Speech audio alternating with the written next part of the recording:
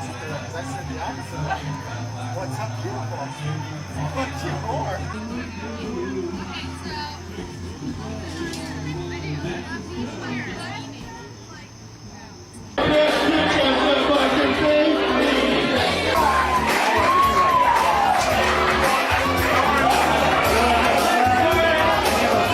Let's go, guys. Thanks a lot one more time. Christman.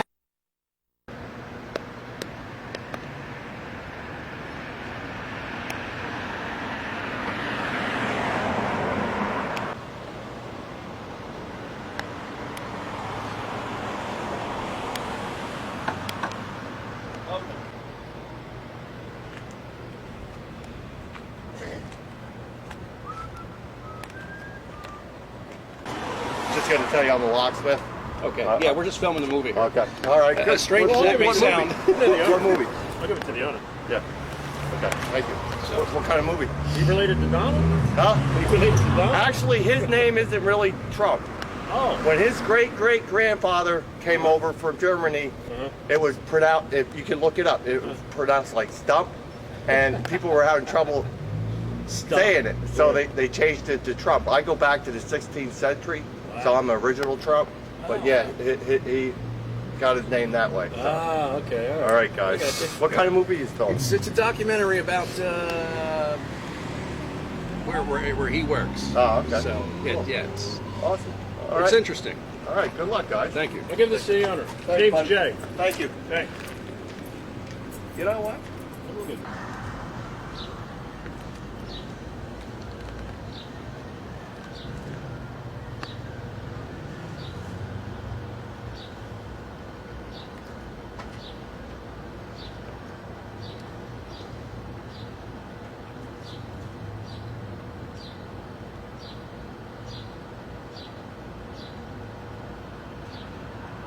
Okay.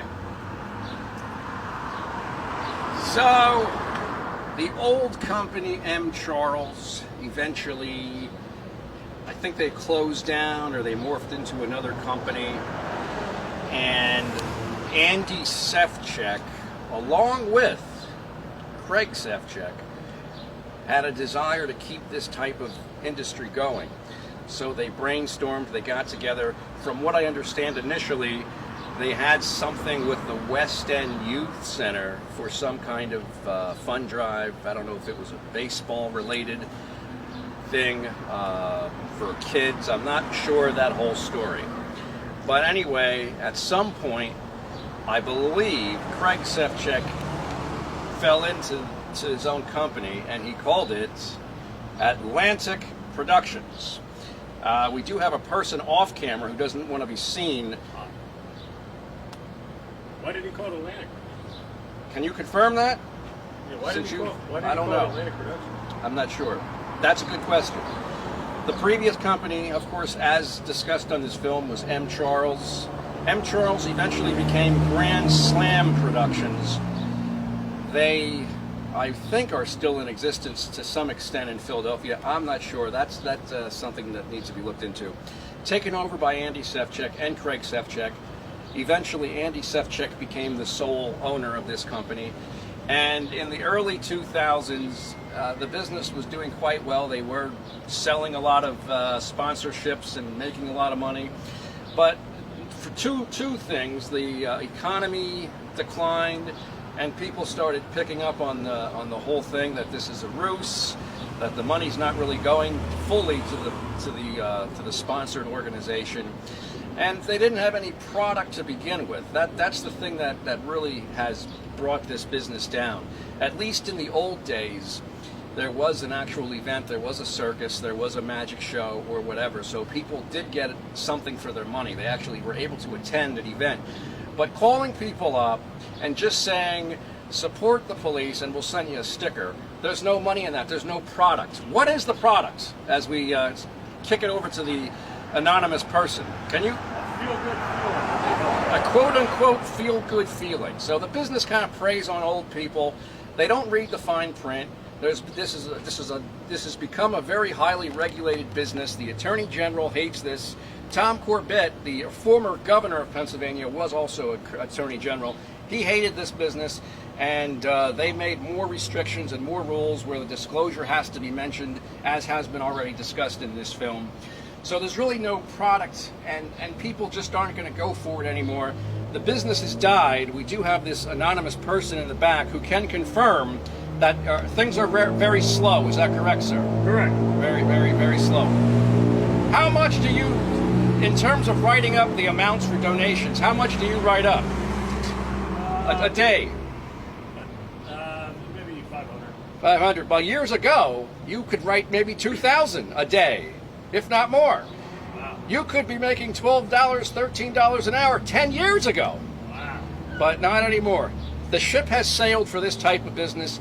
The question remains, how much longer will this business exist? The answer, of course, is only in the eyes of Andrew Sefcik. Only Andrew Sefcik can make that decision. But right now, the boat is sinking. So, How did you show Necro? years ago, in the 80s, in the 70s even, this type of industry was huge, it was monstrous, but with the economy and with the technology, and people have become smarter and things have changed overall, this industry is dying. So that was the reason for doing this documentary.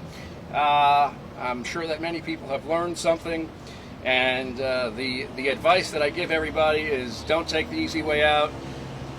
Years ago you could get into this type of field and do pretty well in life, but not anymore. It's over. So stay in school and study and work hard, and good things will come to you.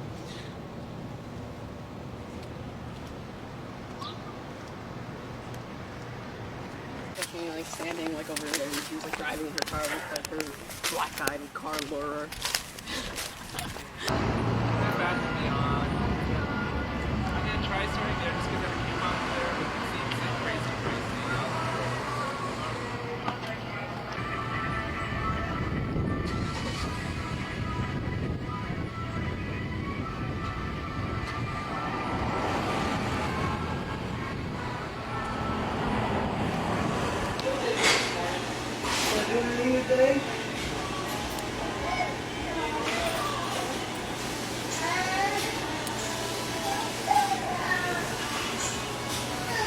Hello.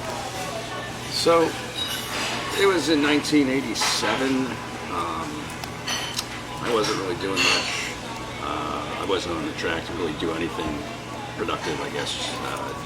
It was partying, living it up. Just got back from Wildwood, New Jersey, and my parents had been giving me a hard time getting a job. And this is back when you looked at the classifieds in the back of the newspaper, you actually could see jobs listed, like a whole bunch of them. And there was one that stuck out at me, and I called it, and there was a guy on the machine, he just said, come on down to this address, 608 Hamilton Street, and you can make a lot of money. You don't even have to work full-time, you can work part-time and make full-time pay and stuff like that. And being the impressionable age that I was, this is something I fell for. My last job was just like working in the supermarket. And that is, I hate to use the cliche, but that is what it is. And I was looking for something different. So I went down and applied, and it turned out to be a telemarketing job, which, as it turns out, I actually had a similar job in 1986 when I was 17 or 18. And I did okay at it. I liked it. I thought this whole thing was cool. So I ended up accepting the job, and it was soliciting funds for the Queen City Fraternal Order of Police, which is actually the Allentown Police. And they had a circus at Allen High School, raising funds for it. It started, I guess, in September. The owner was, not the owner, excuse me, the manager was a gentleman by the name of Mark Schur, and he came from the Philly area. He was an Upper Darby guy, and he had been working for this company, M. Charles Productions, for probably a year or so. And he was a really sharp salesman kind of guy. I think he he had a background, if I'm not mistaken, in the Army. He was in the Army. So he was actually a pretty good sales manager. He was hands-on. He trained the people to get on the phone and gave them the script. There were some people with him. These companies always had like traveling, quote-unquote, road dogs, if you will. So there was some scraggly guy named Paul. I'm pretty sure his name was Paul Boyle. And the funny thing of it is, it was 608 Hamilton Street, which is now like a work-release prison. He slept in the back of that office. The manager and Paul Boyle, and there might have been some other guy there too, that just traveled around. There was like this big, huge room all the way in the back. It was like dark. It was like a storage room or something. So to save money, I don't think anybody really knew this, because you're supposed to get a hotel or arrange like a short-term apartment or something. But he didn't do that. He just lived in the back of this office in like a storage room, and so did this Paul Boyle guy.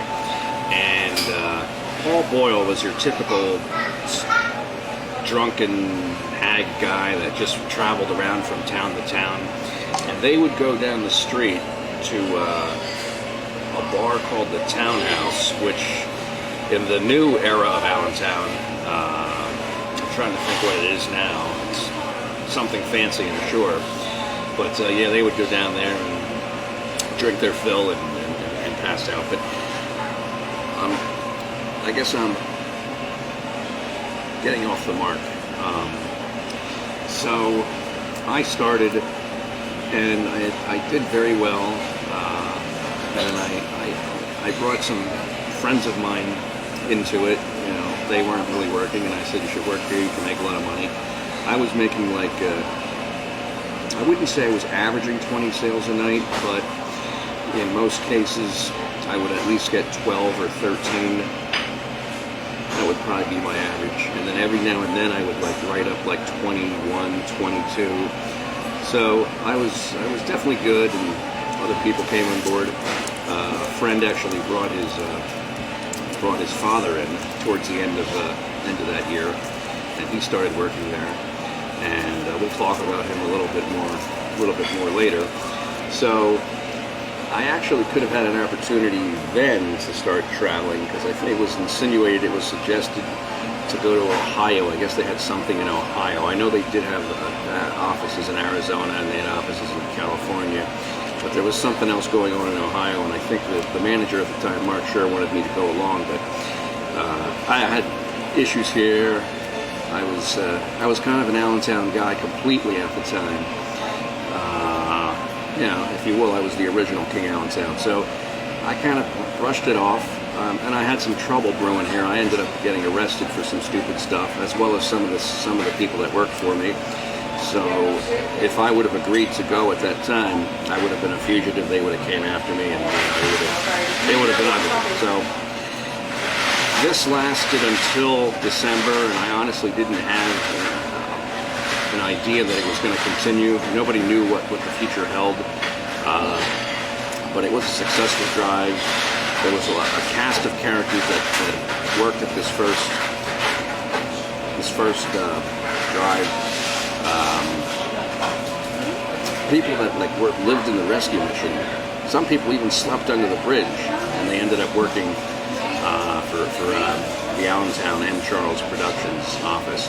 And Mark Sure, the manager, had this thing called Thirsty Thursday, where if you got so many sales, then he would throw like a beer party.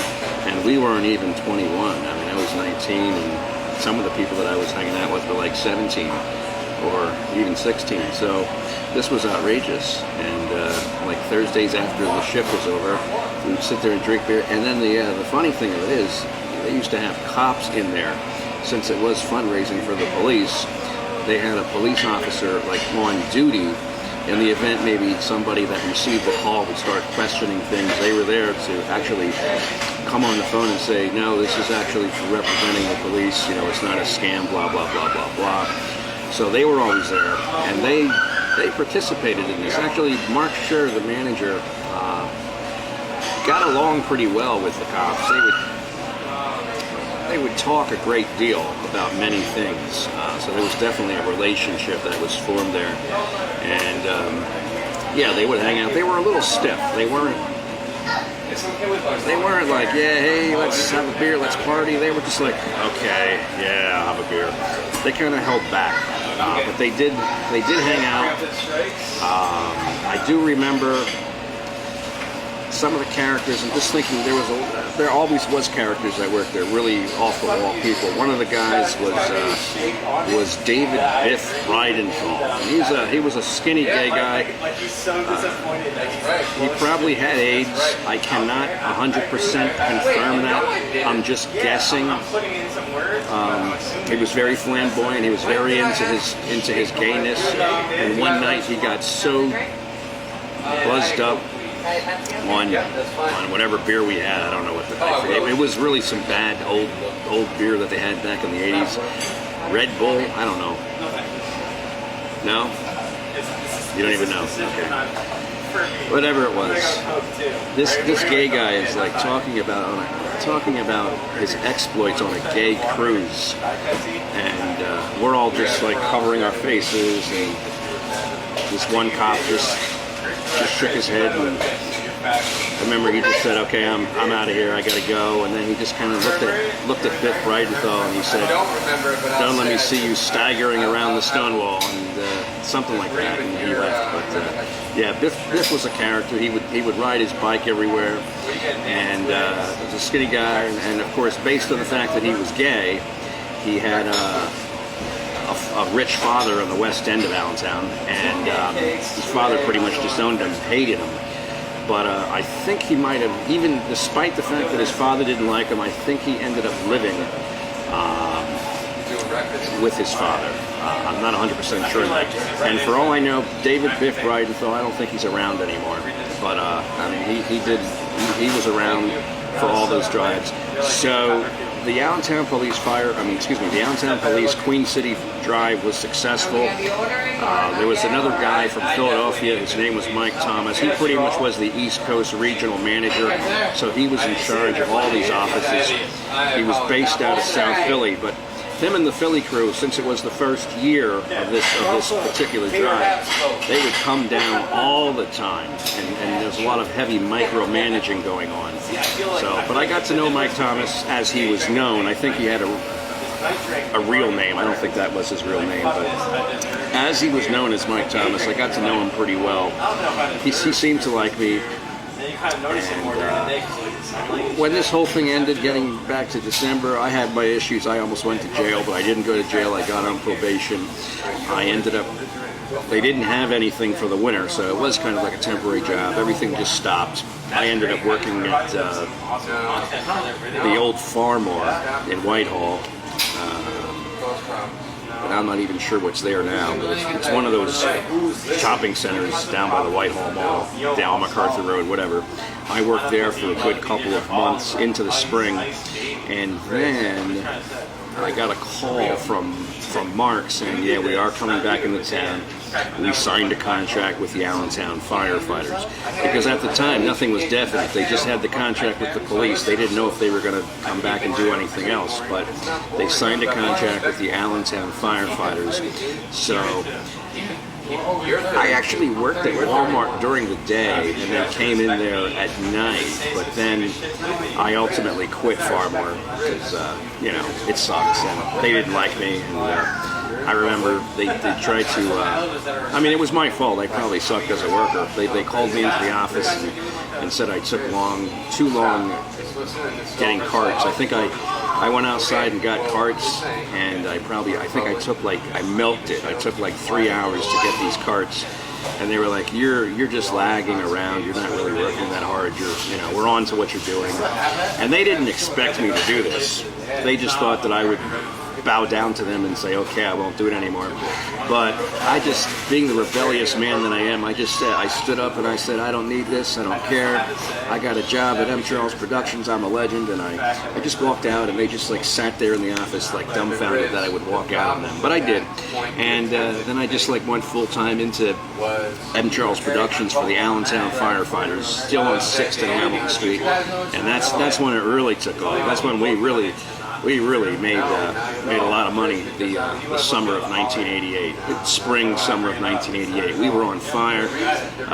There was people like Al Mum. Al Mum, I guess he was around in the fall of '87 as well. He was a character. He was a guy that would drink at the old Grand Hotel, which is on 10th and Linden, and he would actually buy us beer. And then he would go to the Linden Hotel. But I wasn't 21 at the time. But anyway, he would still buy us beer, and he had a deep voice, and he was very good on it. He would easily get 20-some sales a night, easily. And then I had a good couple of runs, like 22, 23 sales a night. I guess I should explain the whole product, what we were selling, how we were selling it. We were selling tickets for circuses and tickets for magic shows and things like that. In the case of the firefighters, it was a circus at Olson Park. So we say, yeah, we're calling for the firefighters, you know, they're having a circus in August, you want to buy a ticket, you did admit your whole family, and it's $18.50. So you got to think, in 1988, it was 2 adults and all children under 12 to go to a circus for $18.50. That's actually not a bad price. So that was the deal. But where people made money was on sponsorships. If most people said, yeah, I don't want to go to a circus, whatever, that's, you know, I'm not into it. And there was no disclosure at the time. The disclosure thing comes later.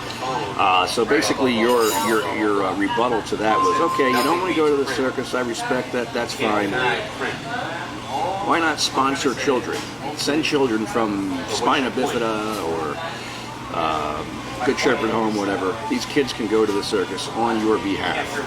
So people would fall for that. That was easy. And I mean, and we did send tickets out to these organizations, but there was no like definite arrangement. Like people were misled to believe that we were going to give money to these organizations, but that just didn't happen. We just send them out at random to whoever wanted them. There was no like prearranged thing that somebody from Good Shepherd Home's going to use them or somebody from this group's going to use them. We just sent them out to everywhere. Anyway, it was just kind of like a donation, I guess. This is before the Attorney General cracked down. So it was, we were making money for my age, 20 years old, making money hand over fist. You know, it was pretty exciting. So I was making like 22, 23 sales a night, and most of the orders were sponsorships. That was what you pushed. You know, most people said, yeah, we can't, we're not going to go, we don't want to go. Okay, great. Well, can you sponsor some people? And you could get people to pledge as much as like $75, which is probably like sending 15 quote-unquote kids to the circus. So, and that would count as like 5 sales or something. So we would do that. It was like pretty hardcore. And then there were some other guys that came on board, like Rich Schaefer, who's been contacted to be interviewed for this, but he has not agreed to at this point. I don't know. But he was a real hyper kid. He listened to the heavy metal music, the Metallica and all that stuff back then in 1988. And he would just hammer people, you know, can we count on your support? Oh, he was good too, man. He would write like 25 sales a night. So I think 1988, me personally, is when I really came into my own as a I guess if you want to use the term telemarketing, scam artist. That's when I really came into my own. That's when I really started to clean up and do pretty well. We had a lot of characters there. Ed Figueroa, who is long since passed away, was a character, and he would make things up. He would say weird stuff, and I can't believe he got away with it. But everybody knew he was doing it, except for the manager. He would say things like the $1 Million Ted DiBiase is going to be at the circus. And, you know, So people bought tickets with the assumption that the $1 Million Man Ted DiBiase was going to be there, but of course he was not there. So he misled people like that just to get sales. So that was a pretty big thing there.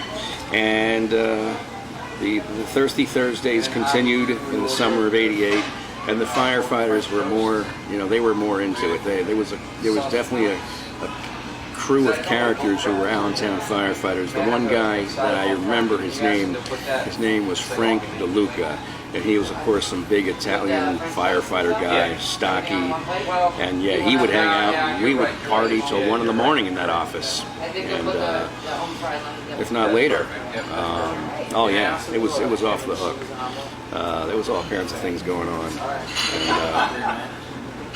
that ended in '80, at the end of the summer, and things were still kind of in the air. But then, in the fall of '88, they had the contract again with the Queen City Fraternal Order of Police, so that continued. Everything kept rolling on smoothly.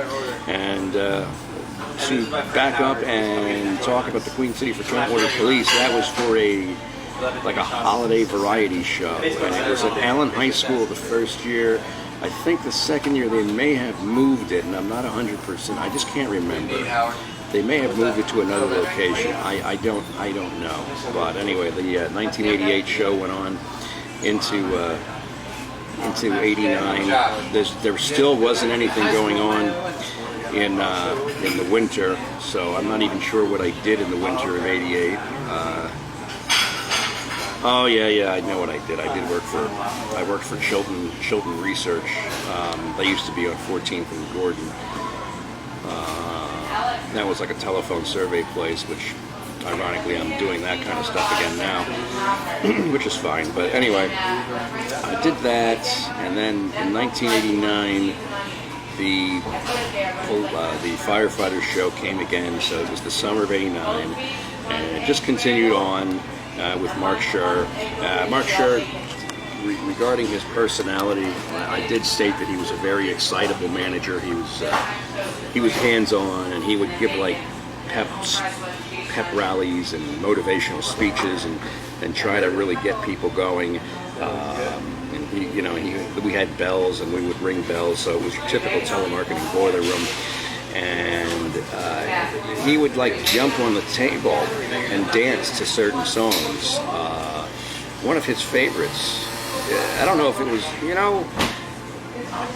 it could have been, I think it largely was to motivate people, but then on the other hand, I think it was just done because he was just nuts. He would jump on the table and he would dance to Lighten Up Baby, I'm in Love with You by Robert Plant. And that was his song. And then, I forgot about George Harrison, I Got My Mind Set on You from the fall of '87. That was another one that he would sing along to. And then there was, I'm just thinking like back to '88, there was Suzanne Vega's Luca. That was a huge song, and he would sing that. So he was definitely a true character. And I have to acknowledge Valerie Potts, the secretary. She came from, a lot of these people came from South Philly. I'm going to say South Philly, using that Philly accent. South Philly. Valerie Potts came from South Philly with her young kid, single mother. And yeah, she was great. She did a lot of paperwork. She kind of kept everything going smoothly. She knew what she was doing in that regard, and if she wanted to, she probably could have gotten on the phone and sold. She definitely had the personality, and I think she may have been a salesperson, telemarketing sales representative at some point in the past. But she was basically a secretary, and she took care of people. She helped people. She did do the paperwork very well. So I can't overlook her or mentioning her. And I guess something happened in 1989 with Mark Scher, and I don't have the full details, but he started kind of embezzling money for himself, and this is just what I've been told. They caught him, they fired him, he was out the door. So the firefighter drive ended, the '89 firefighter drive ended, and then the company moved. Instead of being on 608 Hamilton Street, the company moved to 1124 Hamilton Street. And there was a new manager in charge. I'm just thinking here. I'm just trying to think. I might be missing some things, but no. There was a new manager in charge. His name was John Horn, and he was a college guy from Drexel University. He had a degree in industrial engineering. Now, I've been told